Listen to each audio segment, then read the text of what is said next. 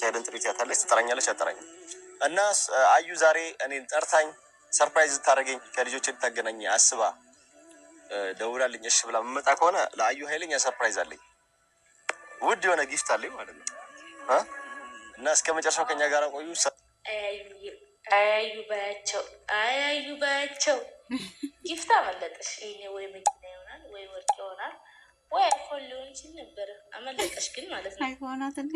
ለማንኛውም ግን ማለት ነው እንደዚህ አሪፍ ነው። ከሚስት ጋር ስትቀመጥ እርፍ ብለህ እኔም ሳትፈልገኝ ስትቀመጥ እንደዚህ ቆንጆ ነው። ግን ያው ለሳይድ ምንድን ነው ማለት ፈልገው እዚህ ጋር አንተ እኔን እሷ እሺ አምጣቸው እንዴት አድርገህ እንድትቀበል ይፈልገን።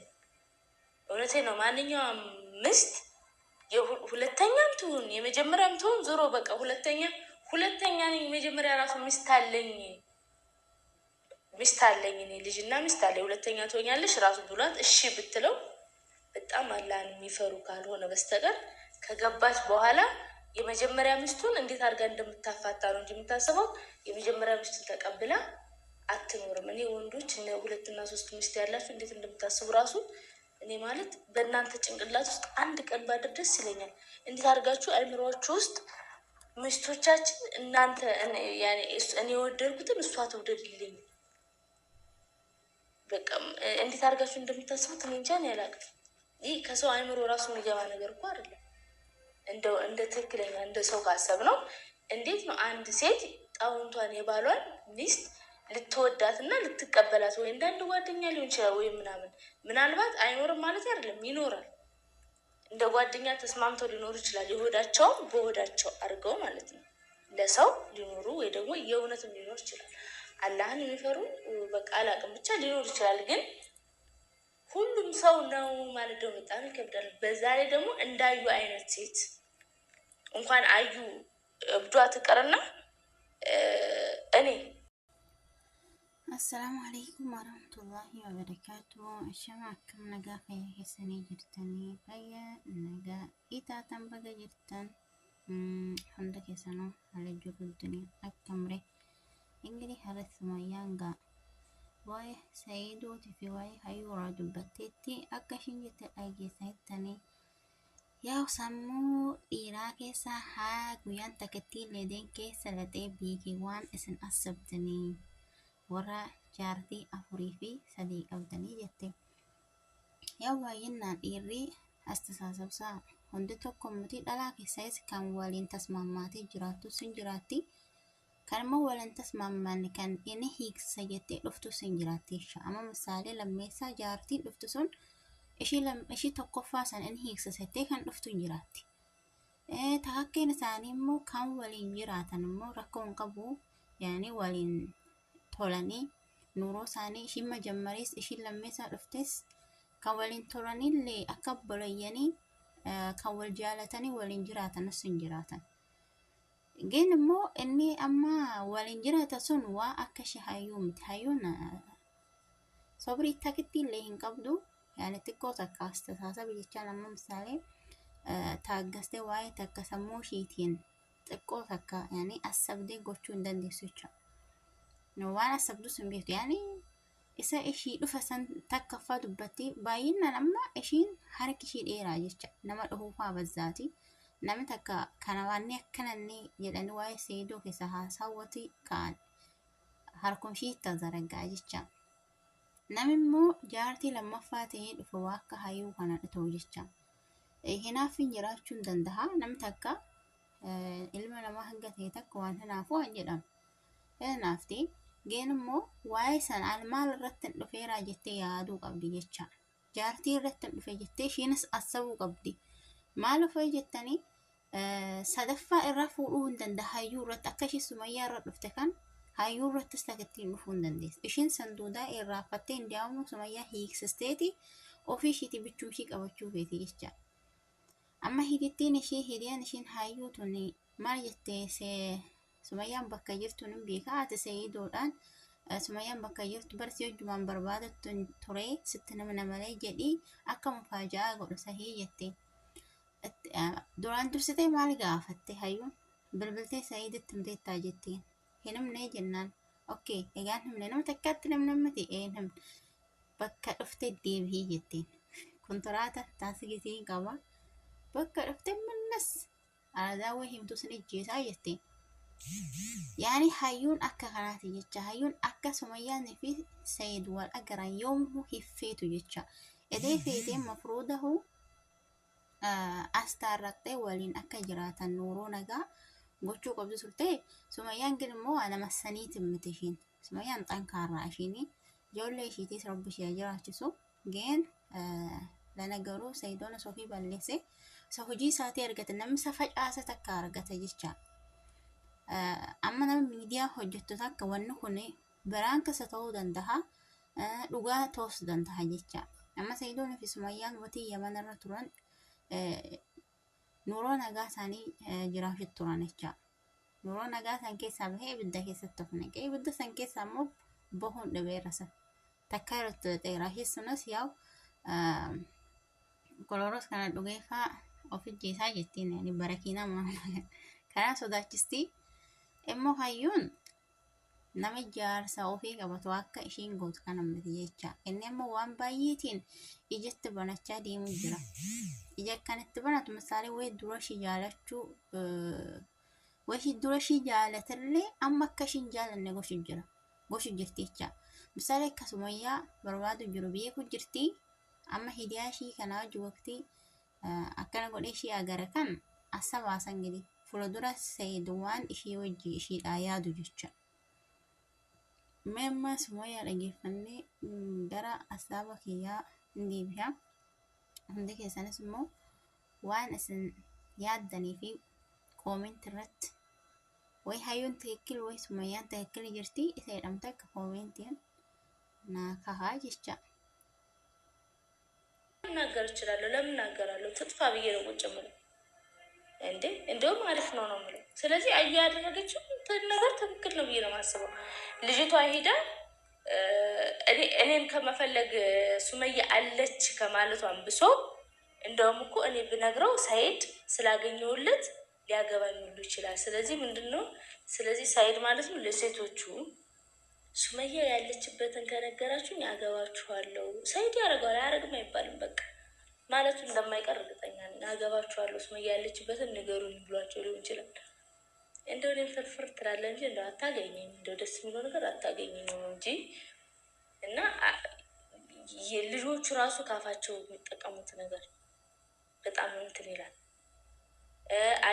ስለዚህ አዩ ትክክለኛ መልስ ነው። በቃ እንዲህ ስትላት እሷ ሱመያን ማግኘት አልፈልግም አንቺ ሂጂ ብላ በጣም አድርገቻት። እኔ አዩም ለኔ እንትን ነው እኔ በኔ ላይ በጣም ንዴት አላት። ብታገኘኝ ሁላ እንደዚህ አድርጋ የምትቦጫጭረኝ ምናምን ሲፈጠር ከኔ ውጭ ያልመታችሁ ሰው አለ እንዴት ብለ እኔ ብቻ እኮ ነው የቀረው። እንደው ብታገኘኝ ቡጭጭጭቅ የምታደርገኝ ሁላ አይመስለኝ ከንዴቱ የተነሳ ማለት ነው። ግን እንደው መናደድ ያለብኝ እኔ ነኝ እንጂ እሷ አይደለችም።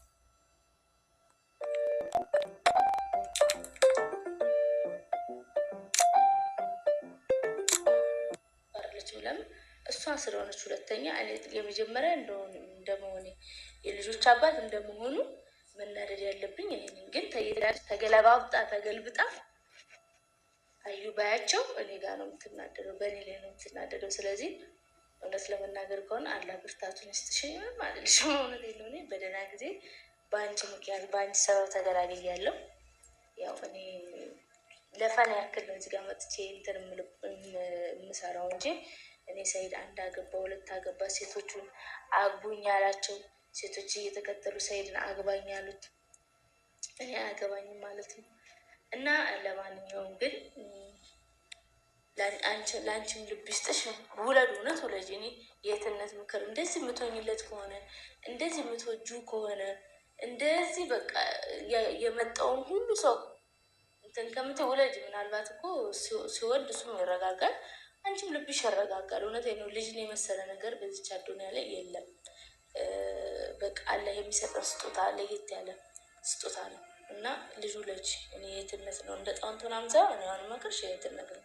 ስለዚህ አይዞሽ፣ እኔ ሰይድን ለአንቺ ትችልሻለሁ። እሺ እኔ በቃ ተጠቀሚበት እንደፈለግሽ። እንደዚህ ፍሪጅ ውስጥ ቁጭ እያደረግሽ ከፈለግሽ ቀስ እያደረግሽ ስሪ። ለአመት ለሁለት አመት እንዲህ በቃ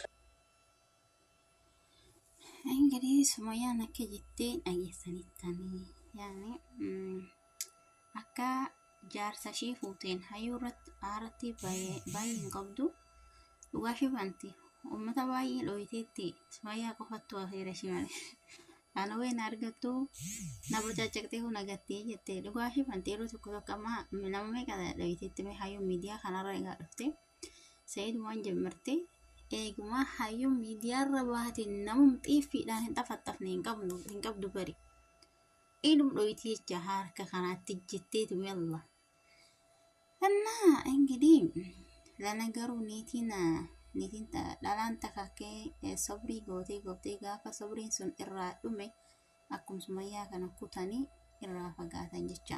Badaala Sumayyaan aaruu qabduu fi hinaafuu qabdu sun ingilii hayyuun guutaan caraccarteen gumashu jetti abbishee hagatta fijannagaati. Ingilii itti sii dhiisee nyirasa Sayyiduu itti tafayyadii. Tallajaa keessa kaadhoo faayyette ingilii firij keessa kaadhoo faa ati tafayyadii jette gaati Sumayyaanii.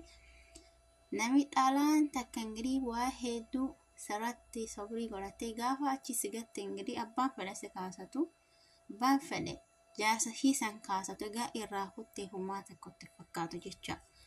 Salaatii Sumayyaan hanga kana irraa aartee Sayyidoo irratti irraa fagaatteetti jecha.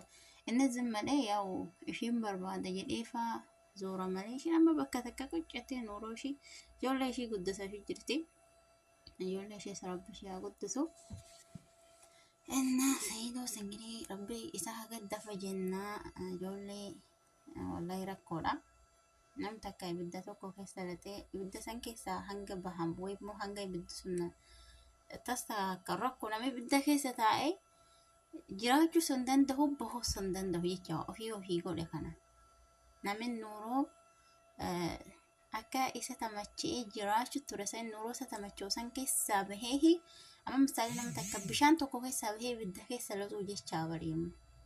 Ayi bishaan kun nageera turamee ibidda keessa laxa. Salazan Sayyidoon akkasa ta'ee ani yeroo tokko tokkos si biraan hojjechu jiranii wayi diraamaa hojjechu jiranii yeroo jedhus qaba jecha. Maaliif jettanii Sumayyaan yeroo tokko tashaffantee mana hayyuu boodee achi deebite jecha. Ashii amma baay'inaan hayyuutti dhiyeekkamee akka takka taa'amlee Sumayyaan kan aartuu irratti nagaru.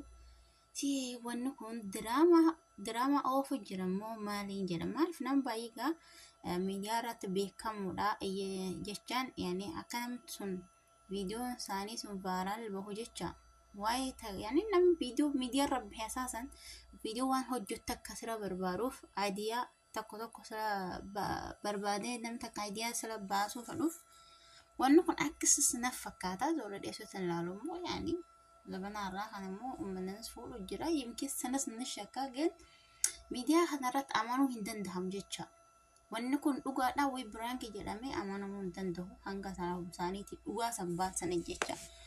Amma heem Dore hundaafuu rabbi isaan hagaddaafu Sumayyaa singiree rabbi ishee hagaddaafu hayyus rabbi aqala ishee kan nu jannagaati ijoollee keenya jecha subscribe like comment gochuudhaan na baraataadhaa siin jedha.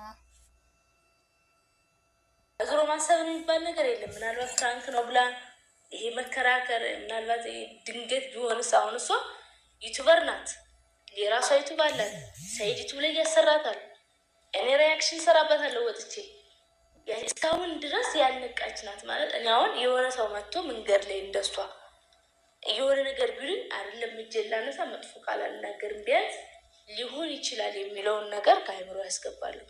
ምናልባት ካሜራ ሊኖር ቢችልስ ወይ ደግሞ እኔ የምናገረውን ለመታዘብ ቢሆንስ በጣም እንትን ነው እውነት ለመናገር እዚህ ራሱ አሁን ስኖር ማለት ነው አብሬያቸው የምኖራቸው ሰዎች የሆነ ነገር ስተሉ አላምንላቸውም። አይ ዩቲዩበር ነገር ነው የሚሉኝ ማለት ነው።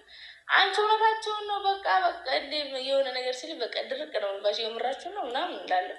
ወይ ደግሞ እንደ እናንተ እየቀረጻችሁ ነው ምናምን ማለት አይቀርም ማለት ነው። እንኳን ይቅርና ዩቲዩበር የሆነ ሰውማ የማይታሰብ ነው። እና እሷ ምንድነው አሁን ባሏ ዩቲዩበር ነው፣ እሷ ዩቲዩበር ሆና በቃ አዙራት ታስብ የሆነ ሰው መጥቶ ይበላት የሆነ ነገር ይበላት። እኔ ለነገሩ እኮ ማለት ልጅቷ በጣም ጠሽ መሆኗን የምታውቁት ማለት ነው። ከዛች ያችኛዋ ጓደኛዋ ምላሳሙ ጣጣዋ ማለት ነው የውሻ ሚስት እሷ የእሷ ልጅ ስምንም አያዝልኝም። እሷ እየመጣች ነው የሆነ ነገር ልትለኝ ነው ብላ ራሷ በራሷ እጅ እንግዲህ አያንቱ ካሜራ አስቀምጣ ስታወራት ምናምን እያወራቻት እንደ ቀልድ እያደረገች የሆነ ነገር ቦግ ስልባት እዛ ቅጥቅጥ አድርገቻት ልጅቷ። ሰው ራሱ አስቀምጦ እንትን ይላል። እኔማ ማለት ነው ሳይድ ራሱ ወይ ሸሚዞት ወይ ደብሮት አለቀቀውም እንጂ ሳይድ ራሱ አትለቀውም እንጂ አይኔ ሳይድንም ቅጥቅጥ አድርገዋለች። ወይ እኔ ቀርጾ አትለቂውም ብሎ ሰው ምን ይለኛል ብሎ አስቀምጦባት ነው ወይ ደግሞ ያለ ካሜራ ቀጥቅጠዋለች። እንዴ ማለት ምንም ያስተረፈችው ሰው የለም እኮ። እንደው ሳይድ እንደው በቀበቶ ገፋ ብቻ ዝም ብትል ይመስላችኋል? የሆነ ነገር ማታታረገው አትቀርም። ለማንኛውም አዩ ባያቸው ይመችሽ፣ ቀጥቅጫቸው ያልሽ ማለት ነው። እኔን እንግዲህ ከአንቺ ራቅ ያደርገኛል ያመሰገንኩኝ ቁጭ ብዬ በሩቁ ሪያክሽን እንሰራለሁ። እኔ እንግዲህ አንቺ ባያቸው እኔ ገብጦ ሪያክሽን እንሰራለሁ። ከቤተሰቦች ጋር እንወያይበታለን ያንቺን ጉዳይ ማለት ነው ቀስ በቀስ እና ለማንኛውም የዛሬ ቪዲዮ ይህንን ይመስላል።